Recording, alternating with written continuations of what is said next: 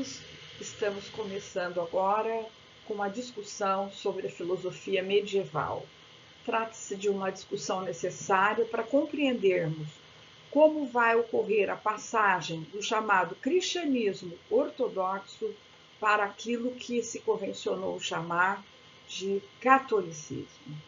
Então, vocês vão gostar muito deste período, ele é um período extremamente importante, porque toda a organização da mentalidade europeia e depois da transição dessa mentalidade para o mundo da América ou das Américas, né, está fundamentada nesta compreensão. A Idade Média é um período histórico que vem a partir do século V depois de Cristo até o século XV depois de Cristo. É um período que tem sido objeto de muitas controvérsias, porque na realidade foi chamado, né, historicamente, de período obscuro, período em que a ciência não avança. Então, esse período histórico, ao contrário, né, hoje, pela nova historiografia, ele é considerado um período extremamente rico e fértil, porque dele derivaram novas coisas e dele aparecem, então, todos os elementos que vão constituir o chamado período moderno. Então, a Idade Média se caracteriza exatamente pelo fato de que a compreensão do poder sempre vem de Deus. Então, a referência medieval é sempre teológica, isto é, um pensamento que vem de Deus. Tanto na teoria política romana como na de Cícero, ainda na Antiguidade, quanto na teoria política medieval, é mantida a preocupação normativa que prevalece no pensamento grego. Então, na Idade Média, se busca definir as virtudes do rei justo, do rei bom, e ela traz como característica fundamental a predominância do pensamento religioso. Então, a Igreja medieval deteve, ao longo desses 10 séculos, todo o poder que ela poderia deter. Ela controlava o pensamento, as ações, tanto dos ricos quanto dos pobres.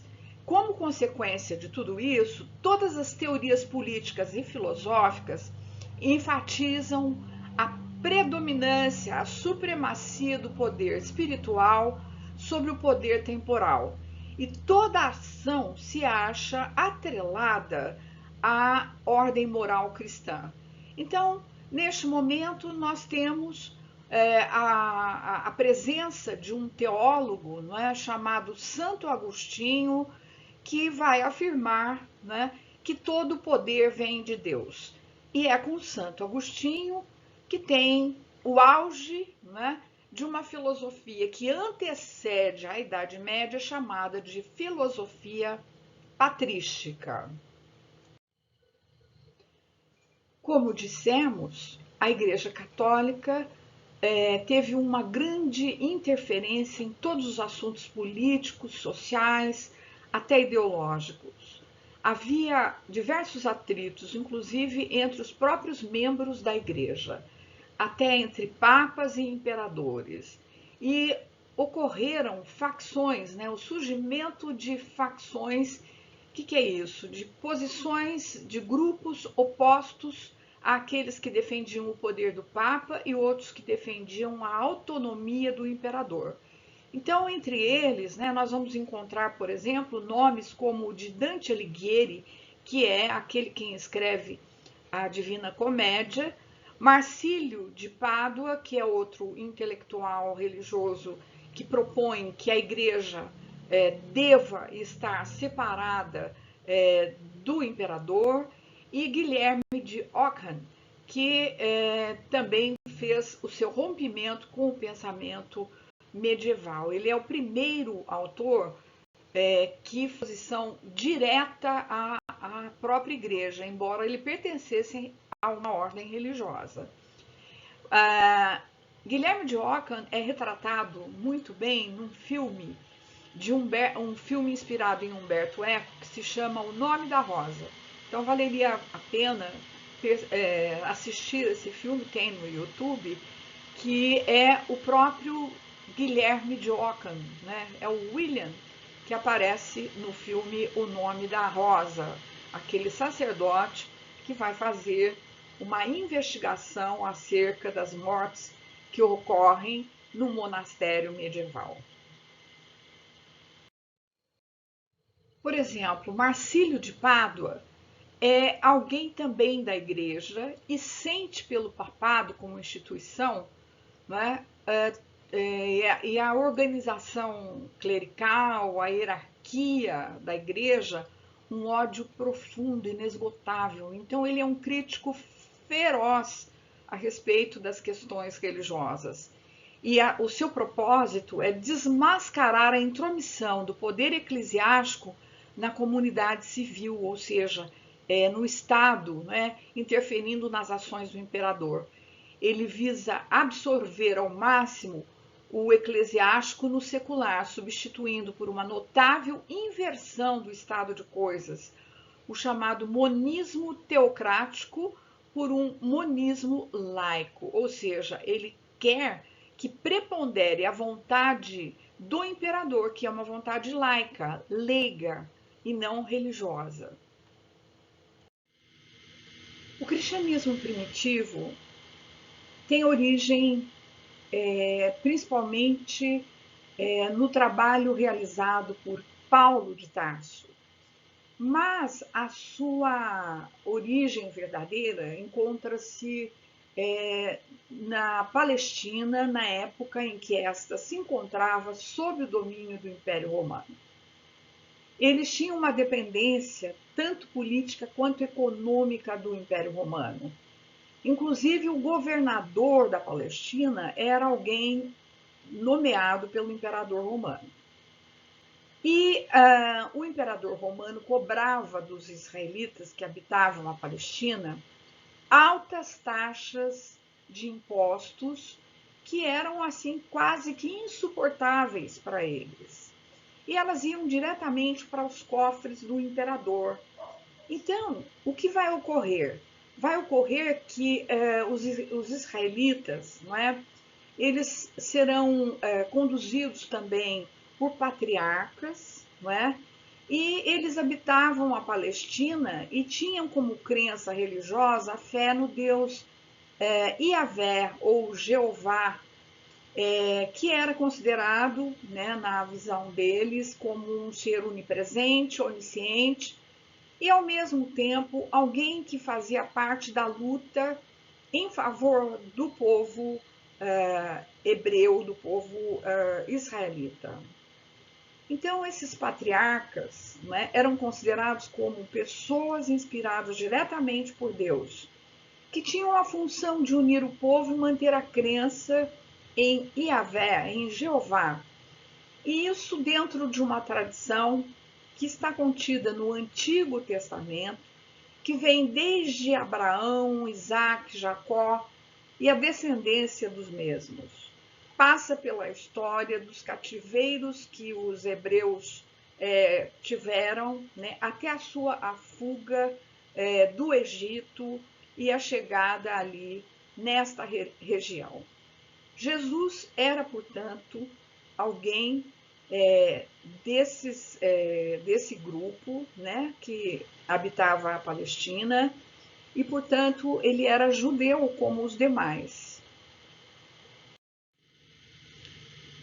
Mas o povo palestino não acreditou que Jesus fosse o Messias enviado, embora eles esperassem, não é, como uma promessa de Deus, a chegada de um Messias, um enviado que Deus lhes daria, né, e que teria como missão salvar e redimir os pecados da humanidade, mas também, por outro lado, libertar o povo palestino do jugo dos seus dominadores.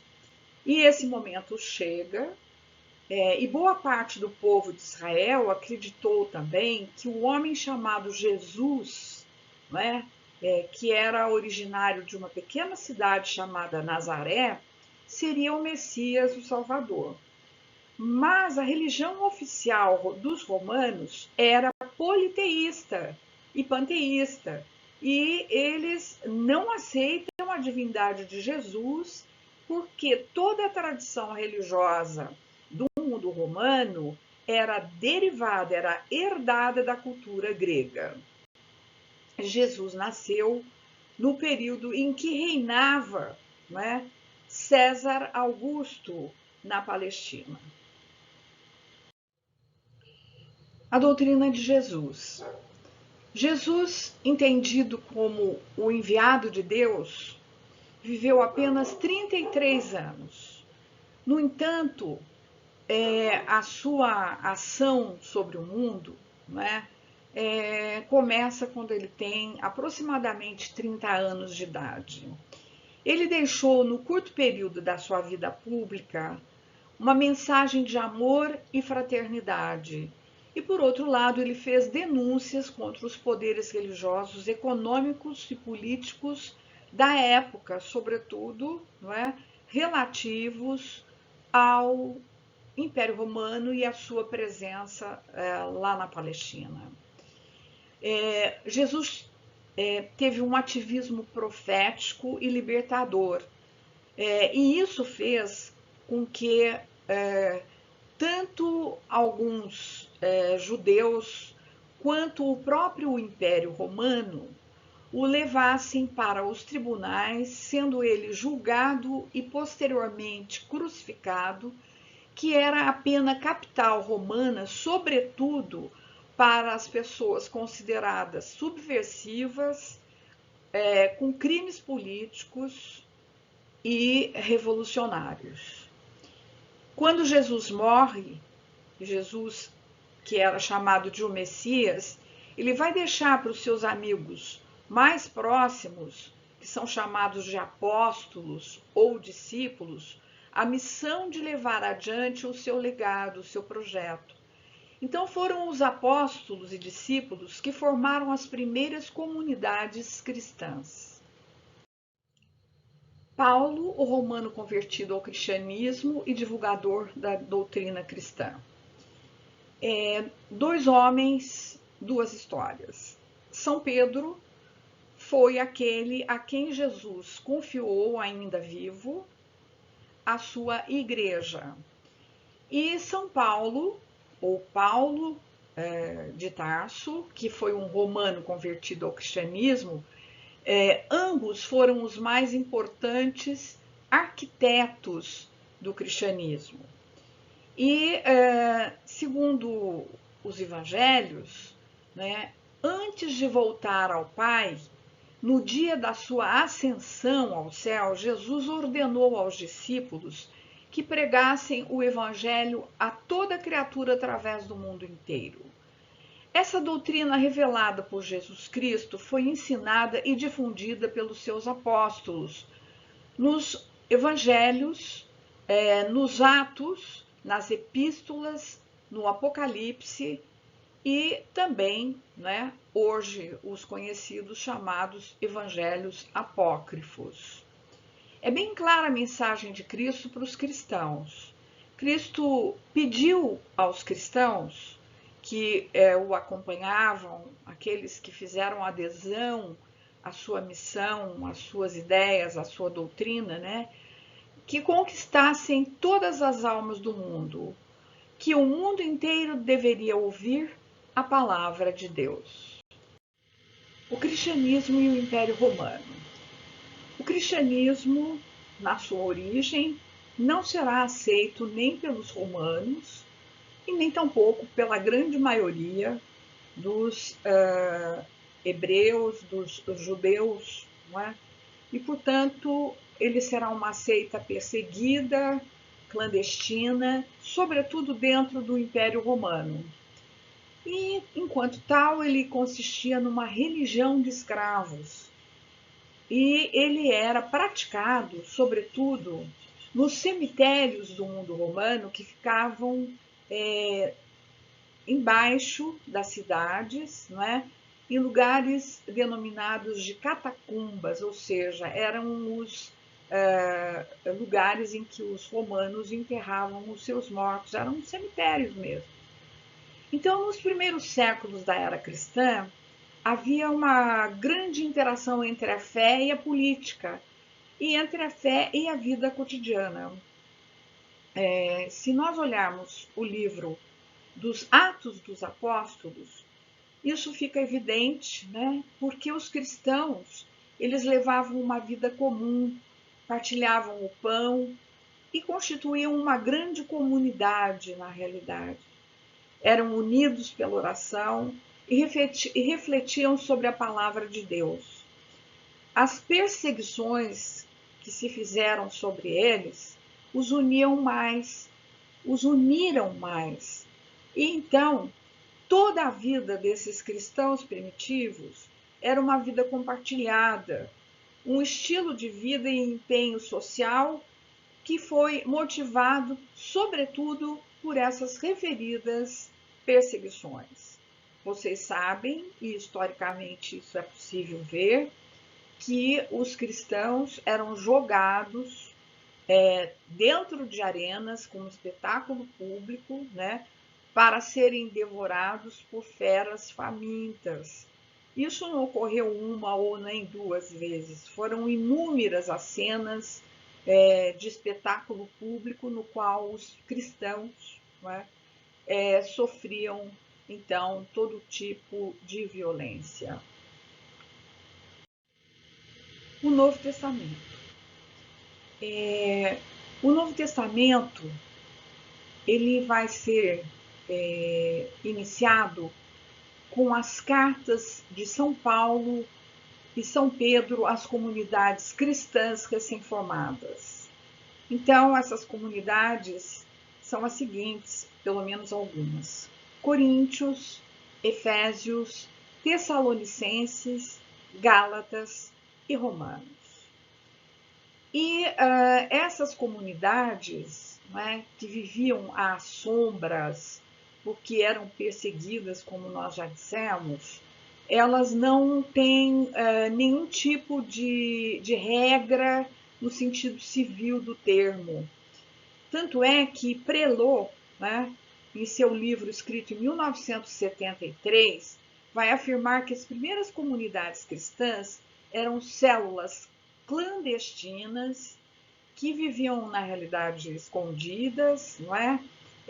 Diluídas para que não fossem identificadas e que não tinham nenhuma organização no plano jurídico, quer dizer, eles viviam, né, nessa comunidade apenas regidos pelas regras e pela doutrina de Cristo.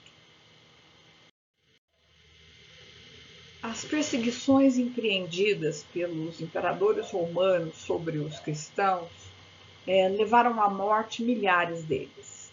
No entanto, no início do século IV depois de Cristo, o Império Romano começa a sua decadência e ele estará com os dias contados. O que começa a acontecer na realidade é que do norte da Europa passa a descer, né, grupos e grupos de bárbaros, tais como godos, visigodos, ostrogodos, érulos, alamanos, francos, e eles estão prestes a tomar a grande capital de Roma. O último imperador romano será deposto por um bárbaro da tribo dos francos, e esse bárbaro é denominado de Odoacro. Acontece que Odoacro não quer o poder, então ele vai oferecer, né, o trono do Império Romano, do antigo e glorioso Império Romano, para o imperador do Oriente. Aqui cabe uma informação necessária, historicamente caracterizada como o início da crise do Império Romano. Essa crise do Império Romano tem início a partir do século II e III depois de Cristo.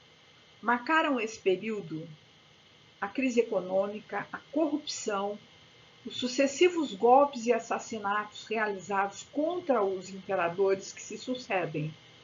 E isto será complementado pelas invasões dos povos bárbaros, também chamados de povos germânicos. O século III foi marcado por uma grande sucessão de imperadores, o que vai evidenciar naturalmente a instabilidade do período, pois um período que é aproximadamente de 50 anos, né? E neste período governaram o Império Romano cerca de 16 imperadores, e muitos deles foram mortos através de conspirações. Nós não vamos nos deter no aspecto histórico. O que vai ocorrer, na realidade, é o fim da expansão territorial romana. Por quê? Porque os exércitos romanos, né, arrebanharam toda a população masculina. E isso vai afetar fortemente a economia.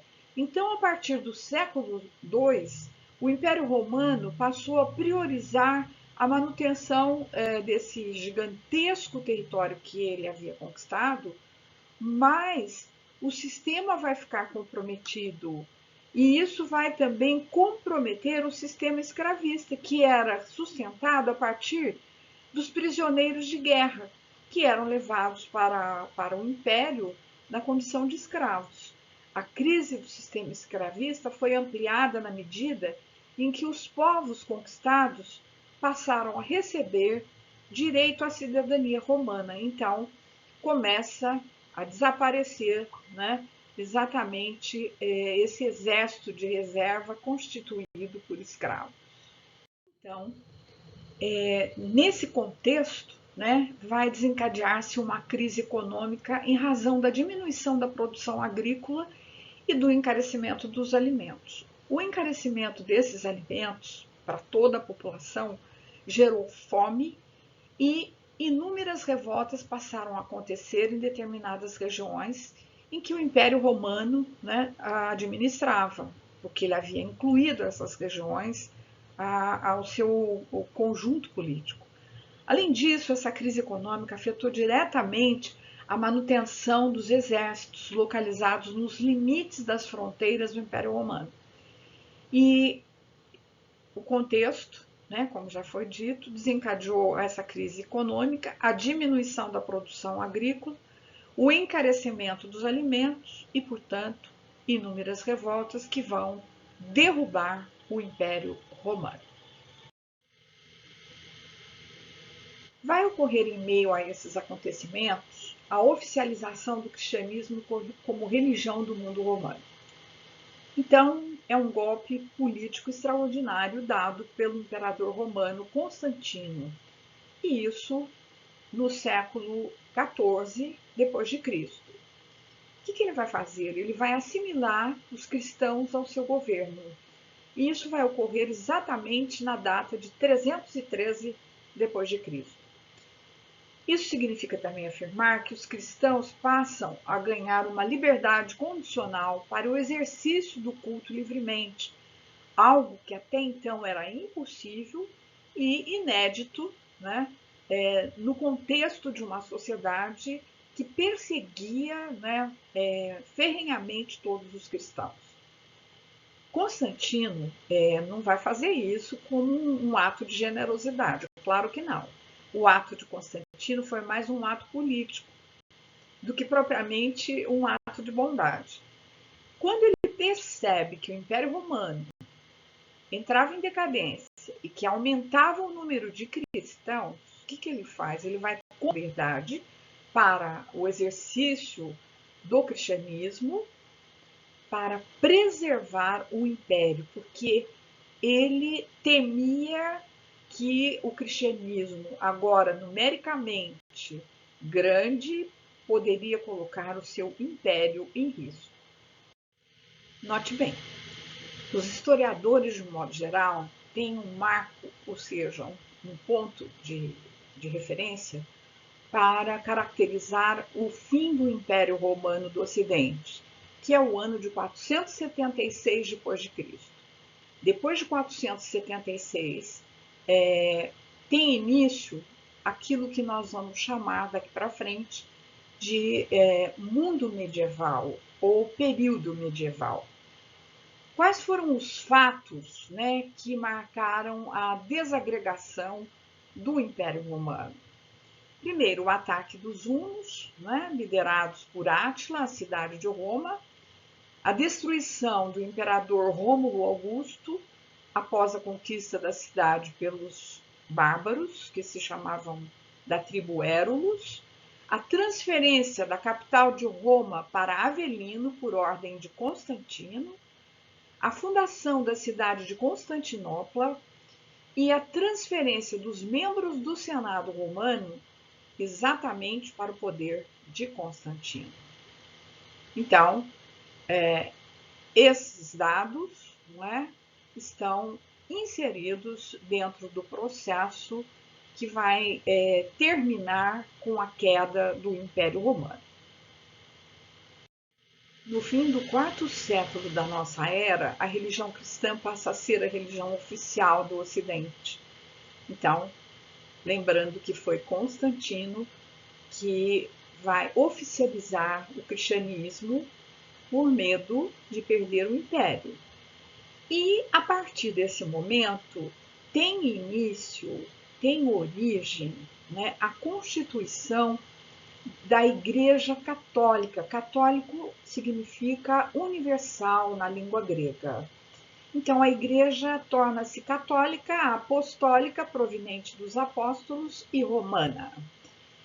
A partir de então, vai ocorrer uma unificação entre a Igreja e o Estado. Unificam-se os poderes temporais e espirituais. Então, houve uma cristianização do Império.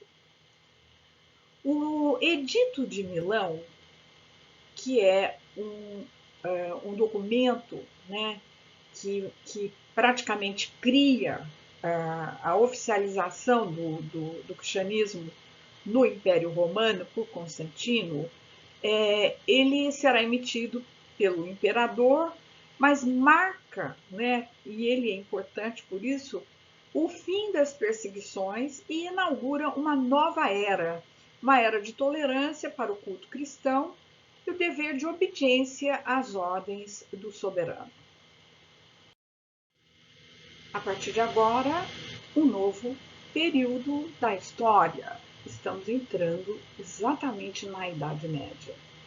Chega-se ao fim do período clássico greco-romano e tem início o período denominado de Idade Média. A mentalidade medieval da Alta Idade Média, porque a Idade Média é dividida em dois momentos distintos, chamada Alta Idade Média e a Baixa Idade Média, que se refere ao final dela, né?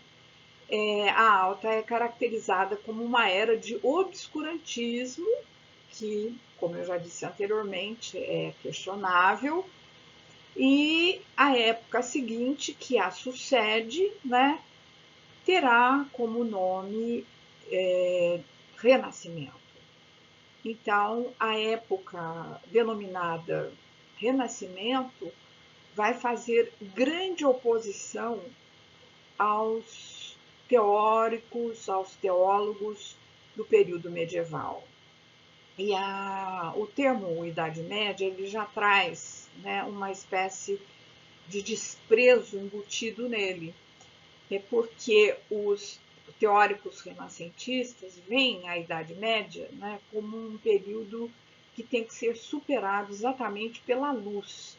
E o conceito de luz, né, é aquilo que nós vamos conhecer com o nome de racionalização, racionalismo, e esse desprezo, né, indica que os renascentistas tendem a ver esses 1000 anos, né, do século V ao século XV como um intervalo que seria entre o esplendor do antigo mundo greco-romano e o seu renascimento posterior, né?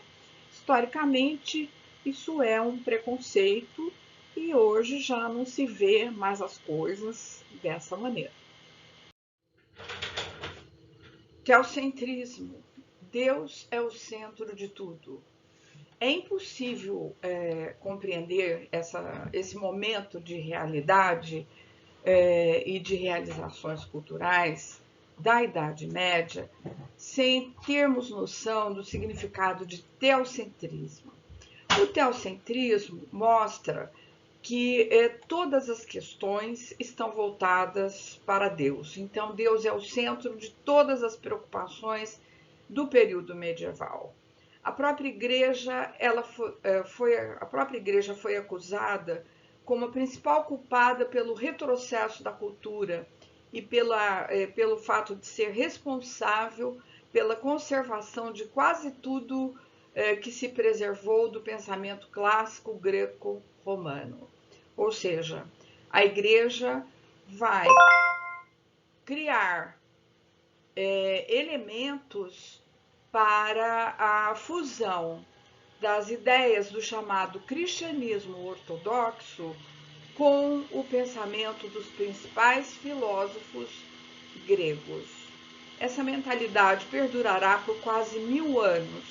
Então, como todas as questões da filosofia medieval serão questões teológicas, teocêntricas, isto é, só debaterão questões relacionadas com a religião e com a imagem de Deus. Então, a religião fará parte da totalidade da vida do homem, desde o uso do latim como língua oficial da igreja. A música é a chamada música gregoriana e a arte será gótica.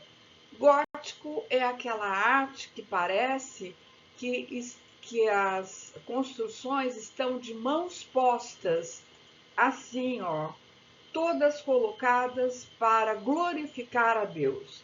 Então, a visão do homem será marcada pelo dualismo, a ideia de que há um corpo perecível e uma alma, um céu que é o prêmio e o inferno que é a punição, e a ideia de bem e mal, ou seja, Deus estaria sempre ajudando os homens a evitarem e a combaterem o mal.